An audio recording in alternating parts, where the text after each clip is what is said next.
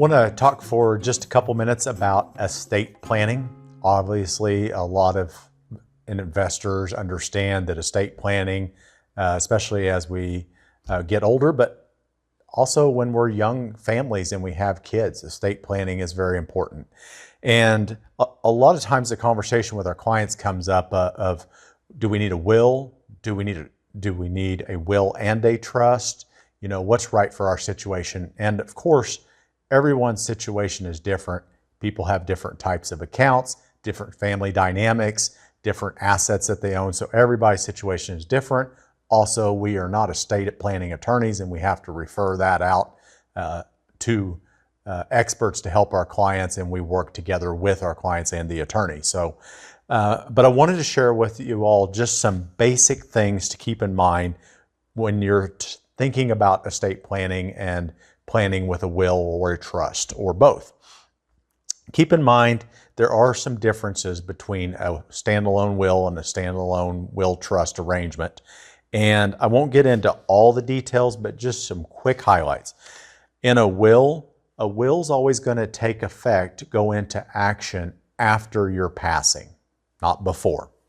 A trust is going to be a living document that is effective while you're living and after you pass.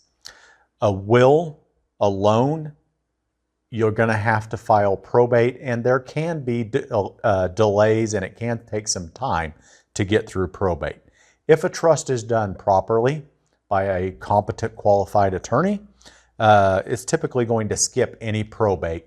There could be an item or two that you forget to put into your trust that should get swept into the trust, but by and large, you should skip probate by having a trust. Another thing to consider of wills versus trust: in a will, everything after you pass is going to be public record. Heirs that want to dispute other issues, they're going to be able to look at all of that information in public record. A trust is private. A will can be easily contested, and a trust is going to be much more difficult to be contested. We mentioned it earlier, wills can take a lot longer to process. Trusts should transfer according to your wishes after your passing pretty smoothly. And then one of the other big points is a will is going to offer less or probably no control after distribution after you pass. Where in a trust, you're able to plan for things, or what I call sort of control from the grave. You're going to be able to set some guidelines and parameters after your passing.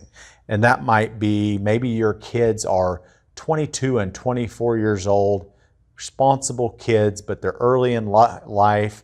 They might be engaged, they might be recently married, they're still figuring life out. And maybe you want to say that there needs to be another trustee on them, with them, if something happens to you till they're the age of 35.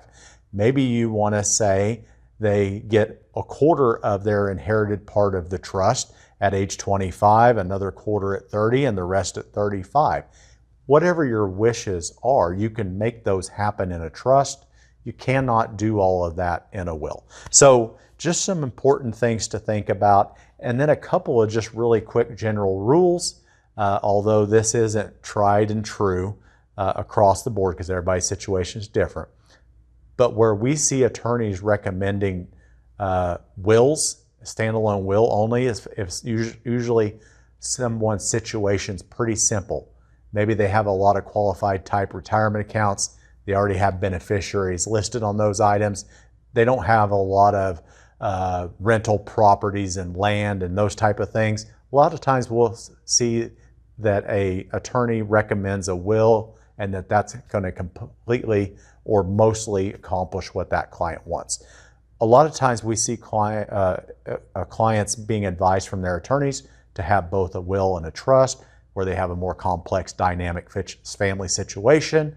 They have land, they have rental investment properties, they have multiple different things of assets going on, and typically that's where we'll see more comprehensive estate planning. Like I said, no one's situation is the same. It's important to visit about all those things, but we are a good starting point to have that conversation, and then we can outsource to get you more help.